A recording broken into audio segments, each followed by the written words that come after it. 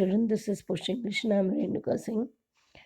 I've already uploaded 2 videos of this chapter, Ivan tries an O level, and this is the third one. And I'm sure you would have understood the first two. The first was regarding the overview of the chapter and discussion about the character. And the second one was line to line explanation. And here I am with the third video, again continuing with the line to line explanation. So we were here. So it was 8:45 sharp in the morning when Reverend Stuart McCleary left his bachelor flat in Broad Street and stepped out briskly towards Carfax. तो ये अगली सुबह की बात है जब मैक्लेरी जो है अपने फ्लैट से ब्रॉड स्ट्रीट में जो सिचुएटेड था वहाँ से बहुत ही तेज़ी से चलते हुए कारफैक्स की तरफ निकले और वेदरमैन ने आज टेम्परेचर कुछ नॉर्मल से बिलो रहेगा ये बताया था क्योंकि ये अर्ली जून था और इन्होंने लंबी सी एक कोट डाली हुई थी ओवरकोट और एक शैलो क्राउंड क्लरिकल हैट डाला था और साथ में ड्रिजल से बचने के लिए हल्की बूंदाबांदी चुकी हो रही थी तो उससे बचने के लिए उन्होंने क्लरिकल हैट डाला हुआ था और ये करीब आधे घंटे पहले यहाँ से निकले हैं एंड आधे घंटे पहले सॉरी बारिश हुई होना शुरू हुई है हल्की which was now spattering the thick lenses of his spectacles यानी पानी की जो छींटें थी वो उनके चश्मे पर पड़ रही थी उनके स्पेक्टिकल्स पर पड़ रही थी अब उन्होंने अपने राइट हैंड में क्या कैरी किया है brown suitcase bag this is very very important children जहाँ पर आपको ये ध्यान रखना है कि मॉर्निंग ड्यूटीज़ के लिए कुछ पेपर्स उन्होंने लिए थे अब इस ब्राउन सूटकेस में क्या क्या था ये आपसे पूछ सकते हैं this is very important from SAQ point of view और वो ये था कि एक सील्ड क्वेश्चन पेपर था एक येलो इन्विजिलेशन फॉर्म था एक ऑथेंटिकेशन कार्ड था जो उन्हें एग्जामिनेशन बोर्ड से मिला था एक पेपर नाइफ था एक बाइबल था जिसे वो अक्सर रखते थे पढ़ने के लिए और साथ में चर्च टाइम नाम का उसकी करंट कॉपी थी यानी न्यूज़पेपर था तो ये 2 घंटे का जो एग्ज़ामिनेशन था ये शेड्यूल था 9:15 पर ठीक है तो अब इधर क्या दिखा रहे हैं सेल में जेल में इवांस जो है ही वाज लैदरिंग हिज फेस यानी वो शेविंग कर रहा है और स्टीफन्स 2 स्क्वायर टेबल्स लाकर वो सेट कर रहा है रूम को एग्जामिनेशन हॉल बना रहा है सेल को चूँकि 2 ही लोग इन्वॉल्व हैं एक इवांस रहेंगे और एक इन्विजिलेटर रहेंगे तो इसलिए वो 2 स्क्वायर टेबल सेट करता है और जो डिस्टेम्पर्ड स्टोन वॉल है और बंक के बीच में जो थोड़ा सा नैरो स्पेस है वो रख करके 2 चेयर्स सेट कर देता है 2 table and 2 chairs so next Stephen brought in 2 hard chairs तो 2 हार्ड चेयर्स लाता है एक थोड़ी सी ज़्यादा बैटर्ड है ज़्यादा खस्ता हालत में है और तो जैक्सन जब ये स्टीफन ये सारे काम कर रहा होता है ये अरेंजमेंट कर रहा होता है तो जैक्सन आकर के एक फाइनल अपीयरेंस यानी देखता है और इवांस को एक तरीके से हिंट देता है वार्निंग देता है बिहेव योर सेल्फ लैडी यानी उसे धमकाता है कि अच्छे से बिहेव करना इवान भी घूम करके सर हिला देता है और जैक्सन जो है जेल में लगे हुए दीवारों पर जो पिनअप्स हैं जो पोस्टर्स हैं उनको देखकर बोलता है इसको हटा देना तो इवांस बोलता है हाँ मैं इनको हटाने ही वाला था आ मिनिस्टर इजंट ये किसकी बात हो रही है स्टुअर्ट मैक्लेरी की मतलब उसे ऑलरेडी ये पता है कि कोई मिनिस्टर कोई मतलब रिस्पेक्टेबल कोई बेनिफिशियन मेंबर ऑफ चर्च आने वाले हैं he knows that and the chap coming to sit in यानी जो इन्विजिलेट करने वाले हैं he probably he knows who is coming so how did you know that Jackson का भी दिमाग वहाँ काम करता है कि अरे ये कैसे जानता उसने कहा नहीं नहीं वो कोई फॉर्म्स आए थे उसमें साइन किया था मैंने तो इवांस ने जो लेफ्ट चीक पर जो है he just drew the razor carefully shaving कर रहा था और उन्होंने पूछा जैक्सन से कि मैं आपसे एक बात पूछ सकता हूँ मिस्टर जैक्सन आप मुझे बताइए कि उन्होंने इस सेल में ही मुझे क्यों बगअप कर दिया क्यों बंद करके रखा कहीं और भी मैं एग्ज़ाम देने जा सकता था तो जैक्सन ने बहुत साफ साफ कहा कि नहीं बिल्कुल नीट जॉब नहीं मतलब बिल्कुल सेफ़ नहीं था ये उसने कहा वो कोई भी तुम्हारे साथ कोई भी रिस्क नहीं ले सकते हैं they are going to take no chance with you Evans and कोई भी अपने होशो हवास में तुम्हारे साथ चांस नहीं लेगा because everybody knows that he has escaped from the jail 3 times तो इसलिए उस रिस्क नहीं ले सकते थे तो उसने कहा कि अच्छा, ये कुछ अरेंजमेंट कर रहे थे कि शायद माइक्रोफोन वगैरह लगा रहे थे, जिसकी वजह से अगर अंदर जो बातचीत चल रही है वो गवर्नर अपने रूम में बैठे बैठे सुन सके। तो उन्होंने कहा कि कौन सुनने वाला है यहाँ से? तो उन्होंने कहा हाँ, गवर्नर खुद सुनने वाले हैं, क्योंकि उनको बिल्कुल ट्रस्ट नहीं है, ब्लडी इंच यानी 1 इंच भी ट्रस्ट नहीं है तुम पर, ना ही मैं ट्रस्ट करता हूँ। So will be watching you, इसलिए ध्यान रखना, हम हॉक की तरह हमारी नज़र तुम पर रहेगी Evans. Keep your nose clean sir. Nose का मतलब यहाँ ऐसा नहीं कि सर्दी ज़ुकामों से हो गया, नोज़ का यहाँ मतलब है कीप योर इंटेंशंस क्लीन, यानी उसे एक तरीके से धमकी दे रहा है कि अपने इंटेंशन, अपने इरादे साफ सुथरे रखना, कोशिश भी मत करना कुछ और करने की। और वो ऐसे धमकाते हुए वो दरवाजे की तरफ बढ़ गया। इवांस ने भी सर हिला दिया, उसे मालूम था, he had already thought of that, उसे मालूम था कि उसे काफ़ी अलर्ट रहना है। And number 2, handkerchief was lying. तो हैंडकरचीफ उसके बंक पर था, उसने बहुत ही pure white off white colour का लिनन का हैंडकरचीफ था। तो उन्होंने कहा एक और चीज़, फिर वो वापस आया, उसने कहा कि एक और चीज़ आइंस्टाइन, उसने कहा हाँ क्या है? गुड लक, और उसको गुड लक विश करते हुए एग्जाम्स के लिए वो चला गया। अब इस लिटिल से छोटे से लॉज में, in the little lodge just inside the prison main gate के अंदर जब मैकलरी आए, तो उन्होंने एक छोटे से लॉज में, एक छोटा सा रूम होता है, आपने देखा होगा वॉचमैन रूम, या विजिटर्स सिग्नेचर के लिए वहाँ रखा रहता है, एक रजिस्टर विजिटर्स बुक होती है, ये भी गए, इन्होंने साइन किया। साथ साथ में एक साइलेंट सा प्रिजन ऑफिसर उनको उनका साथ देते हुए उन्हें एक्सरसाइज यार्ड से होता हुआ डी विंग तक ले आया, और वहाँ पर डी विंग के पास जैक्सन खड़े थे उनका इंतज़ार करने के लिए। तो जो ये डी विंग था, इसमें एक बड़ा सा हैवी दरवाज़ा था, आउटर डोर, वो उसको अनलॉक किया गया, फिर जैसे ही वो अंदर घुसे उसे लॉक किया गया। तो आप देख सकते हैं कितनी टाइट सिक्योरिटी है ना, ताकि वो बिल्कुल भी कोई खुला ना रह जाए दरवाज़ा। अंदर फिर एक हैवी डोर था, जो जो उतना ही हैवी था जैसे आउटर डोर हैवी था। और उसके बाद से मैकलरी को जैक्सन ने स्टीफन्स के सुपुर्द किया कि भाई आप अब अंदर ले जाओ सेल तक। और जैक्सन ने याद भी दिला दिया धीरे से फुसफुसाते हुए स्टीफन्स को कि रेज़र ज़रूर ले लेना। स्टीफन ने सर हिला दिया और अपनी आंखें एकदम खुली रखना, अलर्ट रहना। स्टीफन ने सर हिलाया, उसने कहा, और इधर मैकलरी और वो दोनों चलने लगे आयरन स्टेयर्स पर, उनकी टांगों, उनके फुट स्टेप्स की आवाज़, क्लैंगिंग की आवाज़ आने लगी। और अब नया गाइड, यानी यहाँ पर स्टीफन्स उनके नए गाइड हैं मैकलरी के, और सेल डोर के बाहर खड़े थे दोनों थोड़ी ही देर में। स्टीफन्स ने पीप होल से पहले देखा, उसके बाद दरवाज़ा खोला, उसने कहा सर वो है आपका कैंडिडेट।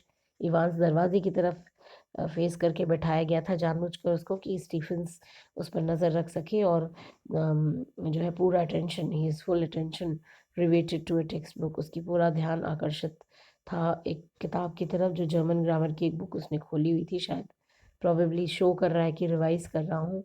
और स्टीफन ने चाबी ली, रिंग में डाला, और सेल का जो लॉक है, थर्ड की आवाज़ के साथ, मेटालिक आवाज़ होती है ना, ताला खुलने की टक से आवाज़ आती है, वैसे वो खुल गया मेटालिक ट्वैंग के साथ। अब जो है इसमें इट वॉज 9:10 AM, अब सुबह के 9:10 बज रहे हैं, 9:15 पे एग्ज़ाम शुरू होना, 5 मिनट रह गया है। तो गवर्नर ने रिसीवर स्विच ऑन किया ये सुनने के लिए कि दोनों के बीच क्या बातचीत चल रही है। रिसीवर ऑन किया है। जैक्सन को उन्होंने इंस्ट्रक्ट किया था कि इवांस को थोड़े प्रिकॉशन लेने पड़ेंगे, उतना ही जितना ज़रूरत है, क्योंकि बहुत ज़्यादा थियोरेटिकल, बहुत ज़्यादा नाटकीय नहीं लगना चाहिए, ठीक है। और वैसे भी कोई भरोसा नहीं है, मतलब ये कुछ ट्राई कर सकता है इवांस, बट इतना भी हमें नहीं वो करना है कि हम बहुत ही नाटकीय बना दें। If you are so anxious to make another break, why in heaven's name hadn't he tried it from the recognition block. और उन्हें लगा कि अभी तो ये अगर कोई अटेम्प्ट करेगा भी, तो रिक्रिएशनल ब्लॉक से ज़्यादा आसान रहता है इसको भागना। भागना आसान नहीं, क्योंकि डोर्स कम थे, इधर जब वो आ गया है तो यहाँ इतना आसान नहीं है। तो अब वो एक लॉक्ड सेल में बैठा हुआ है, प्रिजन ऑफिसर्स अलर्ट हैं, 2 लॉक्ड दरवाजे हैं, सेल और यार्ड के बीच में 2 बड़े-बड़े दरवाजे हैं। यार्ड इतना ऊंचा है जितना हेस्टेक, यानी खूब ऊंचा बनाया हुआ है, और इवांस बहुत सुरक्षित है यहाँ पर, मतलब यहाँ से बिल्कुल उम्मीद नहीं है उसे भागने की। Anyway, it wouldn't be any trouble at all to have receiver turn on for the next couple of hours. उन्होंने कहा रिसीवर को टर्न ऑन करके वो बीच बीच में सुनते रहेंगे, कुछ घंटों तक की बात है। It was not as if there was going to be anything to listen to, was it? ऐसा कुछ नहीं था कि कुछ वो सुनना चाहते थे। हाँ, ये ज़रूर था कि इन्विजिलेटर और कैंडिडेट के बीच में क्या बातचीत चल रही है, थोड़ा सा ध्यान रखना ज़रूरी है। तभी उन्होंने जब स्विच ऑन किया तो इन्विजिलेटर की ने इंस्ट्रक्शन दिया कि बिल्कुल स्ट्रिक्टेस्ट साइलेंस होना चाहिए। बट एक डाउट तो था गवर्नर के मन में कि हो सकता है बस एक शक कि इवांस जो है, जो मैक्लेरी आए हैं इन्विजिलेटर, उनकी एडवांटेज, उनका ड्यू एडवांटेज लेगा और कहीं ऐसा ना करे कि कोई अंदर चीज़ल हो या कोई ऐसा इंस्ट्रूमेंट हो या रोप लैडर हो जिसकी मदद से वो उनको स्मगल अप, यानी कि उसका उनका गला घोटने की कोशिश करे या उनको कवर अप करे। और फिर तो ये शक जैसे ही हुआ, गवर्नर चुप एकदम शार्पली बैठ गए उठ के, और उन्होंने कहा कि नहीं, अभी कोई पोटेंशियल वेपन इस लड़के के पास हो सकता है, इवांस के पास, जिसे वो यूज़ करके मैक्लेरी को होस्टेज बना सकता है। तो उन्होंने बिना टाइम वेस्ट किए, उन्हें लगा कि बेचारे इनोसेंट से हैं मैक्लेरी, और कहीं ऐसा ना हो कि साथ में कोई ऐसा वेपन ले गए हों जो जैसे जैक नाइफ जिससे पेपर हम एनवेलप ओपन करते हैं। ठीक है, हालांकि वो इतना हार्म नहीं कर सकता है, लेकिन अगर ज़ोर से उससे मारा जाए तो वही नुकसान भी हो सकता है। तो इवांस कहीं होस्टेज ना बना ले ऐसा कोई वेपन यूज़ करके। तुरंत गवर्नर ने टाइम वेस्ट किए बिना, 9:12 हो रहे थे, उन्होंने फ़ोन किया। एग्जामिनी और इन्विजिलेटर ऑलरेडी स्टीफन्स इंट्रोड्यूस कर चुके थे उन दोनों को, यानी इवांस को और मैक्लेरी को एक दूसरे से। ठीक है, और जैक्सन वापस आया। मैक्लेरी को चिल्लाकर बोला कि sir, can you come outside a minute sir, आप तुम भी आ जाओ स्टीफन्स। तो जैक्सन ने स्टीफन्स और मैक्लेरी दोनों को बाहर बुलाया। जैक्सन ने क्विकली गवर्नर की विशेष वरीज बताई कि सर, हमें चिंता है कि कहीं ये बंदा भाग ना जाए और आपका गलत फ़ायदा ना उठा ले, तो प्लीज़ एक फ्रिस्किंग हो जाए आपके कपड़ों की, कुछ है तो नहीं आपके कपड़ों में ऐसा अनइंटेंशनली जो आपने रखा हो, ये सोचते हुए कि एग्ज़ाम का आपने पेपर नहीं लिया है और ये जो है कहीं उसका फ़ायदा ना उठा ले। तो वो चेक करने जब लगे तो कुछ हार्ड सा उसके पॉकेट में खट से बजा, तो उन्होंने कहा, अरे मेरे रीडिंग ग्लासेस हैं। देखा तो अंदर स्पेक्टिकल ग्लास थे, मिरर तो सॉरी स्पेक्टिकल तो उन्होंने पहना हुआ था, लेकिन उसका जो केस था वो उनके पॉकेट में था। जैक्सन ने क्विकली अश्योर किया कि कुछ भी ऐसा नहीं है, और उसके बाद उनके साथ में जो सूटकेस था उसके कैचेस तक, उसके नॉब तक उनका हाथ पहुंचा। उन्होंने फटाफट उस सूटकेस को गो थ्रू किया, जल्दी से देखा उसमें क्या क्या है, हर एनवेलप को टच करके कि कहीं कोई पाम से कोई मतलब कोई हार्ड चीज़ तो नहीं अंदर रखी हुई। जब सेटिस्फाई हो गए तभी उनकी अचानक नज़र पड़ी चर्च टाइम और बाइबल, ये होली रिट यानी बाइबल की बात हो रही है, ये दोनों पर। तो चलो, ये तो ऐसी चीज़ें हैं कि टाइम पास के लिए लाए होंगे, और पार्सन है तो बाइबल तो उनके पास हमेशा रहती है, तो उस वजह से होगी, तो उनको कोई बुरा भी नहीं लगा। लेकिन एक चीज़ इन सारी चीज़ों में ऐसी थी जो थोड़ा उनको पजल कर रही थी। This is very very very important. what was puzzling him? तो उन्होंने कहा, do you mind telling me why you have bought this? Sir ने कहा, सर आप ये क्यों लेकर के आए हैं? वो क्या थी चीज़? वेरी इंपॉर्टेंट चिल्ड्रन, इसको एकदम रट लो अभी के अभी। और वो था एक सेमी इन्फ्लेटेड रबर रिंग। इस तरीके से एक रबर रिंग था, सेमी इन्फ्लेटेड, यानी थोड़ा सा सोलन था, थोड़ा सा फूला हुआ था, ब्लोटेड था, और ऐसा लग रहा था जैसे 12 इंच की कमर वाले बच्चे के इर्द गिर्द उसे पहना दिया जाए। तो उसने मजाक में कहा कि सर, आप स्विमिंग करने जाएंगे क्या इसके बाद? मैक्लेरी को ये सो कॉल्ड हिदर टू, मतलब ये सो कॉल्ड एमिएबल डिमिनियर वाले बनते थे वो, जिनका खुद का डिमिनियर बहुत ही लवेबल, बहुत ही एक्सेप्टेबल, बहुत ही रिस्पेक्टेबल था, उन्हें ये टेस्टलेस प्लेजेंट्री बिल्कुल पसंद नहीं आई। उनका ये भद्दा मजाक जैक्सन का पसंद नहीं आया। उन्होंने बहुत ही तीखे तरीके से उसका जवाब दिया कि तुम्हें पता होना चाहिए कि मैं हेमोरॉइड्स, मुझे पाइल्स की बीमारी है, ठीक है, जिसको हम पाइल्स भी बोलते हैं हेमोरॉइड्स को, और मैं बहुत लंबे समय तक बैठ नहीं पाता हूँ, इसीलिए ये अपने कमर के आसपास लगा लेता हूँ ताकि सिटिंग में प्रॉब्लम नहीं। कई बार उसी ट्यूब पर बैठ जाया जाता है ताकि लंबे समय तक बैठने में कोई प्रॉब्लम ना हो। तो बहुत उसको भी बुरा लगा जैक्सन को कि मजाक अच्छा नहीं रहा। उसने सॉरी, माफ़ी मांगी, और एम्बैरेसमेंट की वजह से जैक्सन की चीक्स एकदम रेड हो गए थे। खैर, तब तक चेक करते करते उन्होंने देखा पेपर नाइफ एक पड़ा है। उन्होंने कहा, सर मुझे लगता है आपको इसकी ज़रूरत नहीं, ये हम ले जाएं इफ़ यू डोंट माइंड। तो वो ले गया अपना, क्योंकि तब तक पेपर वगैरह सील वगैरह तो काट चुके थे ये।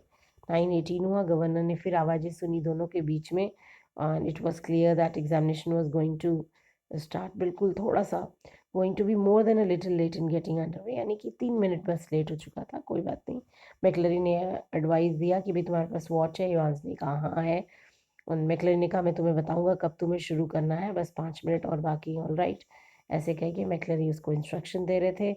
उसने कहा राइटिंग पेपर वगैरह जो है यानी आंसर शीट जो है वो काफ़ी है। फिर सन्नाटा। मैक्लरी ने कहा अपने पेपर पे तुम 0211 लिख लेना, left hand side top side पर, जिस तरीके से आपके टीचर्स आपको इंस्ट्रक्शन देते हैं, आपको पता होगा क्या क्या डिटेल लिखनी होती है, वैसे ही वो भी इंस्ट्रक्शन दे रहे थे। मैक्लरी ने कहा राइट हैंड साइड पे कॉर्नर में, लेफ्ट हैंड साइड पे 0211 लिखना, और राइट हैंड साइड पे इंडेक्स नंबर लिखना 313, और उसके नीचे एक बॉक्स बना है उसमें सेंटर नंबर लिख देना 271। ये बच्चों ये बहुत इंपॉर्टेंट चीज़ें हैं, इसको प्लीज़ याद कर लीजिए।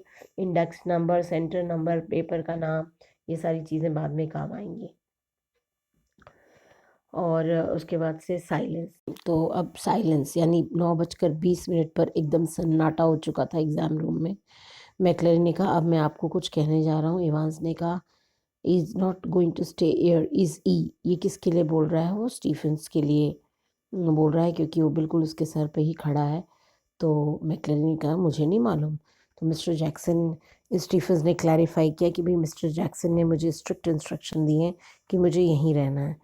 इवांस थोड़ा इरिटेट होके बोला कि अरे कोई कैसे कंसंट्रेट करेगा एग्ज़ाम पर, कोई मेरे गर्दन के ऊपर खड़े होकर के सांस लेता रहेगा, क्राइस्ट मैं कैसे पेपर कर पाऊँगा। और sorry sir I didn't mean, मतलब फिर तुरंत पोलाइट भी हो जाता है।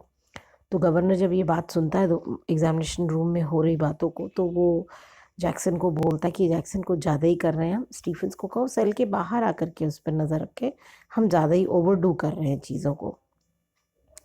तो जैक्सन ने कहा ठीक है सर आप जैसा कहें। और क्योंकि सेल में जो एक्सचेंजेस हो रही थी बातचीत वो उन्होंने सुनी, और तुरंत जो है उनको इंस्ट्रक्शन दिया गया। तो मैक्लरी ने अनाउंस किया कि एग्ज़ामिनेशन शुरू हो गया है। 9:25 हो गया था, ठीक है। 9:40 पर तब तक जो है ठीक 15 मिनट के बाद 9:40 AM पर एग्ज़ामिनेशन बोर्ड से मतलब एक टेलीफोन रिंग बजी, और असिस्टेंट सेक्रेटरी का फ़ोन था जो स्पेशल रिस्पॉन्सिबिलिटी जिनको मिली थी मॉडर्न लैंग्वेजेस की, वो गवर्नर से बात करना चाह रहे थे। तो एग्ज़ाम तो शुरू हो चुका था, there was no doubt, almost 15 minutes हो भी चुके थे। तो उन्होंने कहा कि अरे एक करेक्शन स्लिप है और कोई बेवकूफ़ एग्ज़ामिनेशन पैकेज में उसे प्लेस करना भूल गया है, तो क्या मैं गवर्नर से बात कर सकता हूँ? तो गवर्नर ने कहा हाँ, और मैं आपको डायरेक्टली, तो गवर्नर ने खुद बात नहीं की, शायद खुद बात किया होता तो कुछ और शक उसे हुआ होता, लेकिन उसने डायरेक्टली मिस्टर जैक्सन से बात करा दी, असिस्टेंट सेक्रेटरी की। डी विंग में खड़े थे मिस्टर जैक्सन ने कहा आप बस लाइन पे रहिए, होल्ड द लाइन। और यही चीज़ थी, लेकिन देखो गवर्नर को अंदर अंदर डर भी लग रहा है कि कहीं ये फ़ोन कॉल जो है फेक तो नहीं है, कोई सिग्नल तो नहीं है, कोई सीक्रेट मैसेज तो, ये सारी चीज़ें चलने के बावजूद भी उसने वो मैसेज डायरेक्टली बात क्यों कराई, वो खुद उन्होंने बात क्यों नहीं की। तो ये गवर्नर की पहली गलती, ये ध्यान रखिएगा। तो उसको खुद चेक करना चाहिए था कि क्या चीज़ है। खैर उसने थोड़ी देर के बाद डायल किया एग्जामिनेशन बोर्ड का नंबर, शायद कंफर्म करने के लिए, लेकिन वहाँ से स्टिकाटो ब्लीप, यानी यहाँ पे इंगेज की जैसे ब्लीप आती है ना, वो लाइन इंगेज था, तो उन्होंने रख दिया, बस उन्होंने दूसरी टाइम ट्राई नहीं किया। तो ये चीज़ उनसे गलती होगी। 2 मिनट के बाद जब उन्होंने देखा कुछ सेल में कुछ कम्युनिकेशन हो रही है, मैक्लरी अपने ब्रॉड स्कॉटिश, क्योंकि वो स्कॉटिश स्लैंग था उनका, तो वो स्कॉटिश स्लैंग में कुछ बोल रहे थे। उन्होंने कहा विल ये please stop writing A V while mister Evans, आप थोड़ी देर लिखना बंद करेंगे और ध्यान से सुनेंगे। ये कैंडिडेट जो जर्मन ऑफ़र कर रहे हैं 0211, उनको ये करेक्शन करना है, यानी कि शायद असिस्टेंट सेक्रेटरी की तरफ से जैक्सन को और जैक्सन की तरफ से मैक्लरी को एक मैसेज मिला था कि करेक्शन स्लिप जाया गया है, उस एग्जामिनेशन पैकेज में डाला ही नहीं गया, तो करेक्शन कराया जा रहा था, ठीक है। उन्होंने बताया कि पेज नंबर 3 पर लाइन नंबर 15 में, बच्चों ये चीज़ें एकदम ऐसे लिख के याद रख लो, page number 3 line number 15, line number 15, मैं बच्चों को बोलती हूँ ऐसे लर्न कर लो, P3L15 W4, ये जब आप याद रखोगे तो आप कभी नहीं भूलोगे इसको। क्या है ये PLW, page number 3, line number 15, word number 4। तो word number 4 should read golden not golden. तो क्वेश्चन पेपर में क्या स्पेलिंग आ गई थी? गोल्डन की, और एक्चुअली वो वर्ड क्या था? गोल्डन। बस ये चेंज करना था क्योंकि उसकी वजह से पूरा फ्रेज चेंज हो जा रहा था। जो क्वेश्चन पेपर में फ्रेज था वो था जम गोल्डन लॉयन होना चाहिए था, लेकिन था जम गोल्डीन लॉयन। और उन्होंने रिपीट किया बार बार इस करेक्शन को। गवर्नर ने भी थोड़ा स्विच ऑन किया, सुना, स्माइल किया कि भाई करेक्शन करा रहे हैं, चलो कोई बात नहीं। यहाँ भी थोड़ा अलर्ट हो गए होते तो शायद उन्हें कुछ मिल गया होता, कुछ शक हो गया होता। तो ये दूसरी गलती गवर्नर की। और उन्हें खुद भी याद है कि जब वो 6th स्टैंडर्ड में थे तो जर्मन लैंग्वेज इतनी आसान नहीं होती है। उनको भी याद है कि किस तरीके से एडजेक्टिव्स बहुत कंफ्यूज करते हैं, और उसमें थोड़ा सा बदलाव होने पर पूरा स्टेटमेंट बदल जाता है। तो मैक्लरी की आवाज़ें सुन के वो थोड़ा कन्विंस्ड हुए उन्होंने, और काफ़ी इम्प्रेसिव मिनिस्टर की प्रोनाउंसिएशन थी ये सोच करके। इवांस के बारे में सोचने लगे कि इवांस का क्या कहना है, क्या 6 महीने में पढ़ा है इस बंदे ने, क्या उसे मालूम भी है कि एडजेक्टिव क्या होता है। तभी बेल फ़ोन की रिंग बजी, और ये अब की बार मजिस्ट्रेट कोर्ट से फ़ोन आया था। बच्चों ये बहुत इम्पॉर्टेंट है, इसको इम्पॉर्टेंट है, ये हाईलाइट कर लीजिएगा आप। और उन्हें एक प्रिजन वैन, वहाँ से डिमांड थी कि उन्हें एक प्रिजन वैन चाहिए और a couple of prison officers, यानी कि कुछ प्रिजन ऑफिसर्स चाहिए। कपल मतलब भाई कुछ। तो रिमांड केस था कोई, शायद किसी मुजरिम को कोर्ट से लेकर के जेल तक लाना था। 2 ही मिनट के अंदर गवर्नर को लगा कि कहीं ऐसा तो नहीं ये होक्स कॉल है, ये नकली कॉल है या कोई सिग्नल किस्म का है, लेकिन उस पर ध्यान नहीं दिया। ये गवर्नर की तीसरी गलती। अगर इसमें उन्होंने ध्यान दिया होता, कंफर्म किया होता चीज़ों को, तो शायद कुछ चीज़ें पता चल गई होती। He told himself not to be so silly, और फिर वो अपने आप को ही समझाने लगे कि अरे क्या है, हर चीज़ में मैं शक कर रहा हूँ, कहीं मैं पागल तो नहीं हो गया हूँ।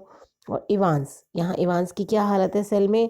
पहले क्वार्टर में, यानी 1 घंटे में, जब 1 घंटा गुजर चुका था उसके 15 मिनट में, तो स्टीफन्स बहुत ड्यूटीफुली हर 1-1 मिनट के बाद उस पीप होल से देख रहा था कि ये कर क्या रहा है। फिर उसने 2 मिनट का अंतराल कर दिया। 10:45 तक पहुँचते पहुँचते हर चीज़ बहुत नॉर्मल लग रही थी। और उन्होंने फिर देखा तो उन्होंने कहा कि क्या है, what was the point, it was always more और लेस द सेम। हर बार जब वो अंदर झांकता था स्टीफन्स, तो वो देखता था कि इवांस की क्या कंडीशन है। पेन उसके लिप्स में उसने ऐसे फंसाए हुए हैं, और ऐसे डोर की तरफ वो ऐसे करके घूर रहा है, ठीक है।